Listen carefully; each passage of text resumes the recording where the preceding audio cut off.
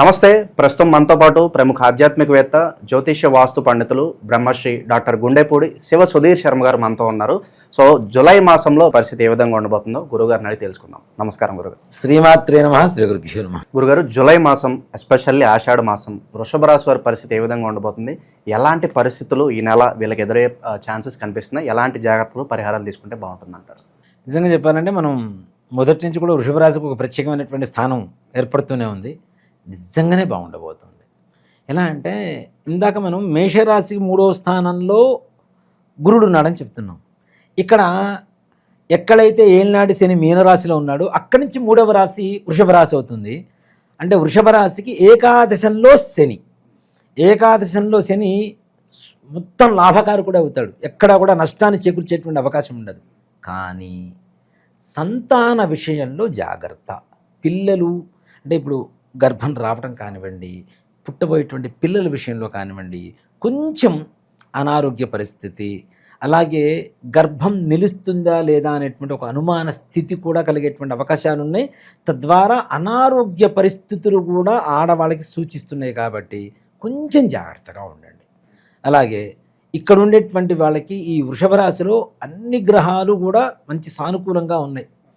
ఇంటికి బంధువులు వస్తూ ఉంటారు. ఆనందదాయకమైనటువంటి వాతావరణంలో ఇల్లంతా కూడా చక్కగా మాసమంతా కూడా గడుస్తూ ఉంటుంది. ఖర్చులు ఎక్కువ పరిస్థితి కూడా కనిపిస్తుంది ఉంటాయి. కానీ ఆదాయానికి అంటే ఖర్చులకు మించినటువంటి ఆదాయం బాగా ఉంటుంది వీళ్ళకి.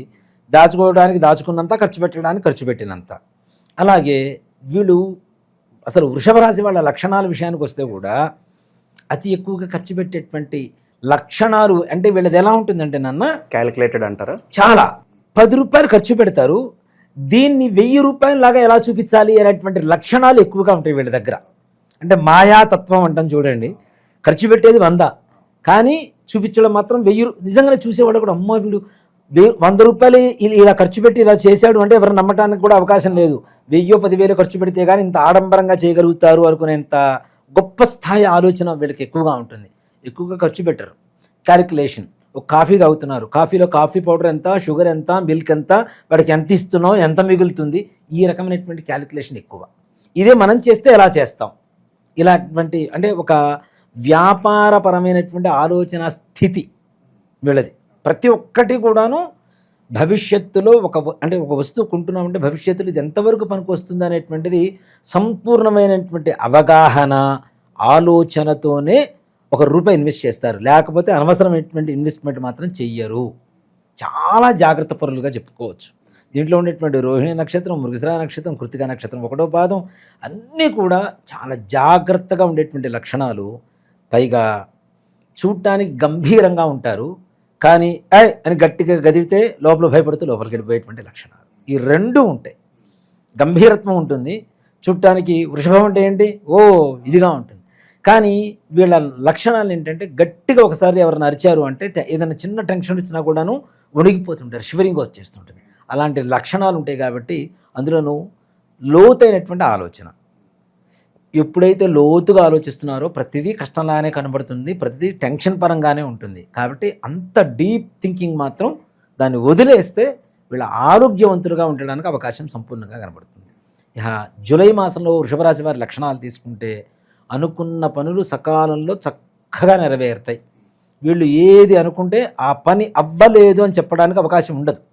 ముఖ్యంగా రేపు 28వ తారీఖు నుంచి, జూన్ 28 నుంచి ప్రారంభించుకుంటే వీళ్ళు అనుకున్న పనులు చాలా చక్కగా ఉంటాయి.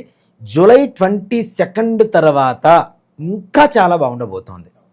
ఆర్థిక పరంగా, సంపాదన పరంగా, వ్యాపార పరంగా చాలా మంచి యోగం కలగబోతుందని చెప్పుకోవడంలో ఏమాత్రం కూడా సందేహం. అందరికీ ఇలాగే ఉంటుందంటారా, లేదంటే ప్రత్యేకంగా జాతకంలో ఏమన్నా వ్యతిరేక దశలు నడుస్తుంటే ఇది అప్లికబుల్ కాదంటారా? అంటే ఒకటి చెప్తానన్న, ఇప్పుడు మనం చెప్పాం కొంతమంది గర్భిణీస్తులు జాగ్రత్తగా ఉండండి అని. అది అందరికీ సూచించదు కదా.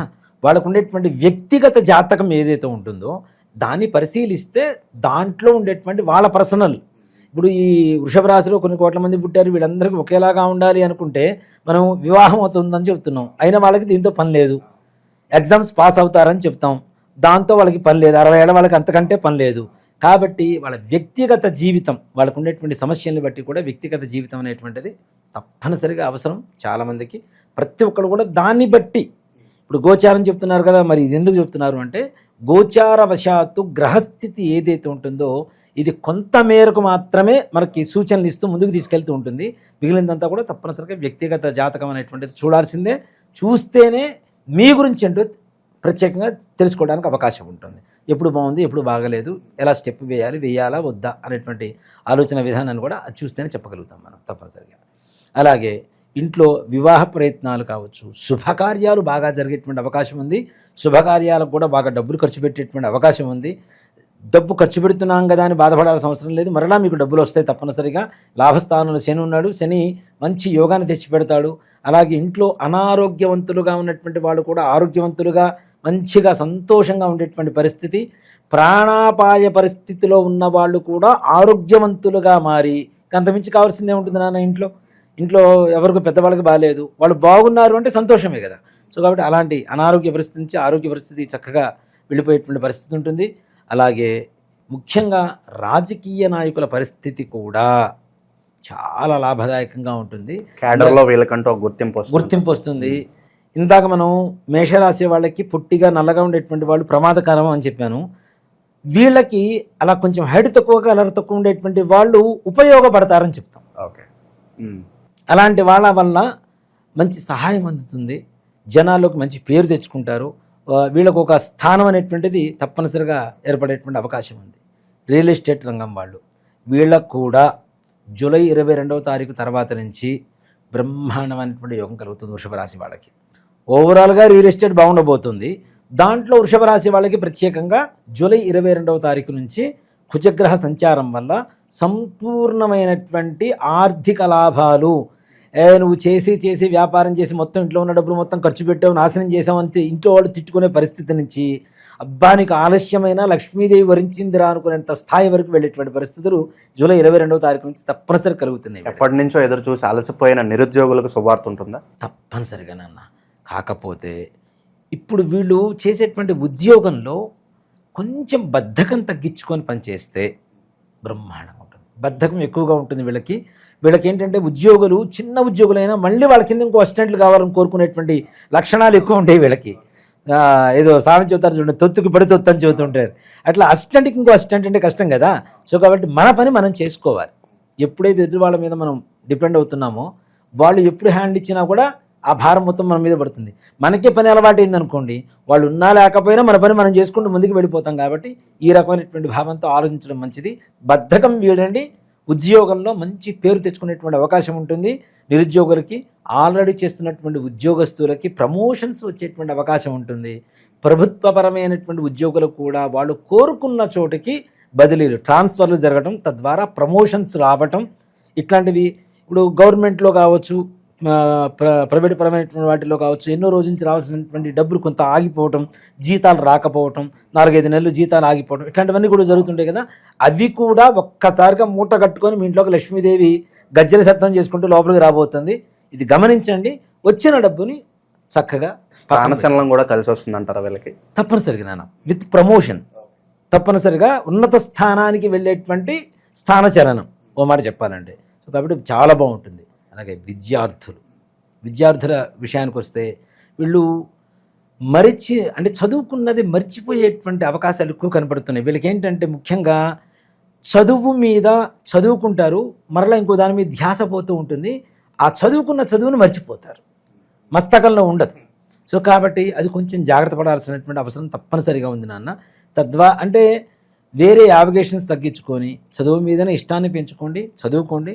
చక్కగా మీరు అనుకున్నటువంటి మంచి మార్కులతో ఉత్తీర్ణత పొందడానికి అవకాశం కలుగుతుంది. అలాగే ఒక స్త్రీ వల్ల ఏమన్నా ఇబ్బందులు కనిపిస్తున్నాయి గురుగారు? అంటే ఇప్పుడు బయట పరిస్థితులు చూస్తున్నాం, అక్రమ సంబంధాలు ఎక్కువై చాలా వరకు వైవాహిక జీవితంలో ఇబ్బందులు తలెత్తున్నాయి. ఇలాంటి పరిస్థితులు ఏమన్నా వస్తాయంటారు? ముఖ్యంగా వృషభ రాశి వాళ్ళకి అట్రాక్టివ్ పవర్ ఎక్కువ వీళ్ళకి. సో కాబట్టి అలాంటివి తొందరగా జరగడానికి అవకాశం ఉంది. కానీ ఒక్క మాట చెప్తా, నూతన వ్యక్తుల పరిచయం ఈ సమయంలో వీళ్ళకి ఉన్నత స్థానాన్ని ఇస్తుంది. కానీ దాన్ని మనం అతిక్రమించి ముందుకెళ్తేనే ప్రమాదంగా ఉంటుంది. ఎంతవరకు ఉండాలో అంతవరకు అంతే. చలిమంట ఉంటుంది నాన్న, అంటుకుని ఉన్నా చలి కాసుకోన వచ్చును, అంటుకుంటే చెయ్యి ముట్టుకుని మొత్తం కాలిపోతుంది కదా.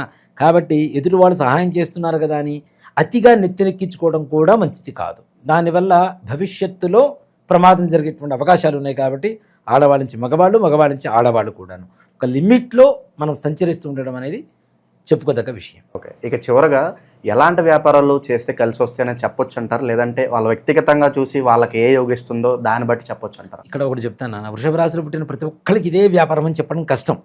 వాళ్ళ వ్యక్తిగత జాతక స్థితి ఏదైతే ఉంటుందో, కొంతమందికి రియల్ ఎస్టేట్ మనకు వస్తుంది, కొంతమందికి కన్స్ట్రక్షన్ మనకు వస్తుంది, కొంతమందికి ఫుడ్ మనకు వస్తుంది, కొంతమంది ఎలక్ట్రికల్ మనకు వస్తుంది, కొంతమందికి మెడికల్ మనకు వస్తుంది. ఇప్పుడు చదువుకునేటువంటి పిల్లలు కూడా ఉంటారు. ఇప్పుడు 10th క్లాస్ అవ్వగానే నెక్స్ట్ ఏ సబ్జెక్ట్ తీసుకోవాలా అనేటువంటిదే ఒక పెద్ద సమస్య. ఇప్పుడు డాక్టర్ అవుతాడా, ఇంజనీర్ అవుతాడా, లేదంటే సాఫ్ట్వేర్ అవుతాడా అనేటువంటిదే తల్లిదండ్రులకు ఉండేటువంటి సమస్య. 10వ తరగతి చదువుతున్నప్పుడు వీళ్ళకు కూడా ఒక అంటే కరెక్ట్ అయిన క్లారిటీ ఉండదు. కానీ ఇందాక చెప్పాను జంపింగ్ అనేది. సో కాబట్టి కొంచెం జాగ్రత్త. కాబట్టి అట్లాంటి వాటికి కూడా వ్యక్తిగత జాతకం చూసుకుంటే వీళ్ళ భవిష్యత్తులో వీళ్ళకి ఈ రకమైనటువంటి విద్య బాగా పనిచేస్తుంది, దీంట్లో రాణిస్తారు అనేటువంటి తప్పనిసరిగా సూచించడానికి అవకాశం ఉంటుంది. కాబట్టి వ్యక్తిగత జాతకానికి ఎక్కువ ప్రాధాన్యత ఇస్తూ ముందుకు వెళ్ళండి. పితృదోషాలు ఉన్నాయని చెప్పి చాలా వరకు కూడా అడుగుతున్నారు. అవునన్ను, పితృదోషం, స్త్రీశాపం, వీటి వల్ల అత్యధికమైనటువంటి బాధలు అనుభవిస్తున్నారు. ఇలాంటి వాటికి ఒకటే పరిహారం చూస్తుంటారు, one and only solution remedy అనుకోవచ్చు. అంతే. ప్రపంచంలో ఎవరు ఎన్ని చెప్పినా, ఇప్పుడు నేను సుధీర్ శర్మ ఉన్నానండి, సుధీర్ శర్మ లాంటివాడే సుధీర్ శర్మ కాడు కదా.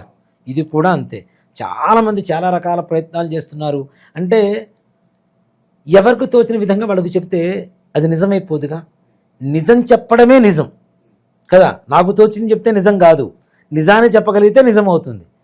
దీన్ని రకరకాలుగా మారుస్తూ ఉన్నారు. కానీ గోకర్ణంలో ఉండేటువంటి మోక్షనారాయణ బలి ఏదైతే ఉంటుందో అది అమావాస్య రోజున ఎవరైతే చేయించుకుంటారో వాళ్ళకి సంపూర్ణమైనటువంటి పితృదోష స్త్రీశాప నివారణ, తద్వారా కనీసం వచ్చే సంవత్సరం నాటికి పూజ చేయించుకున్న రోజు నుంచి సంవత్సరం నాటికి వాళ్ళ జీవితం మారడం అనేది తథ్యం తథ్యం సత్యం సత్యం పునఃసత్యం. దాంట్లో ఏ రకమైనటువంటి అనుమానం లేదు నాన్న. దాంట్లో ఎంత గొప్పగా ఉంటుందో అంత గొప్పగా ఉంటుంది.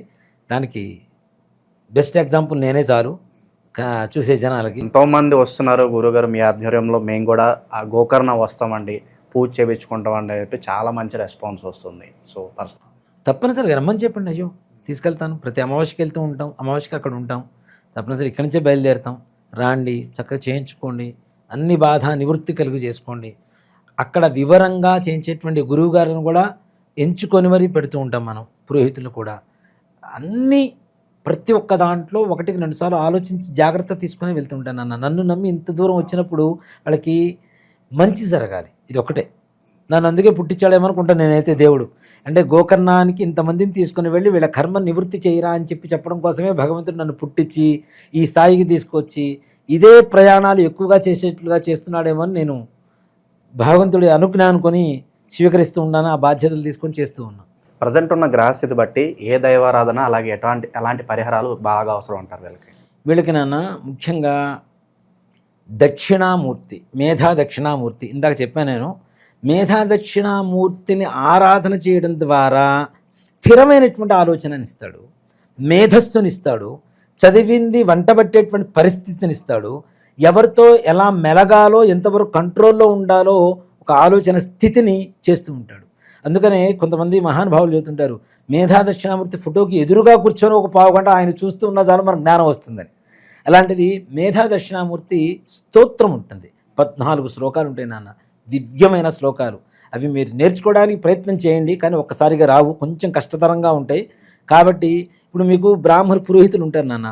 పురోహితులు ఎప్పుడో చదువుకున్నటువంటి చదువుని ఎన్ని సంవత్సరాల తర్వాత అయినా మళ్ళీ పెళ్లి చేయించడానికి అవే మంత్రాలు వాడుతూ ఉంటాడు కదా.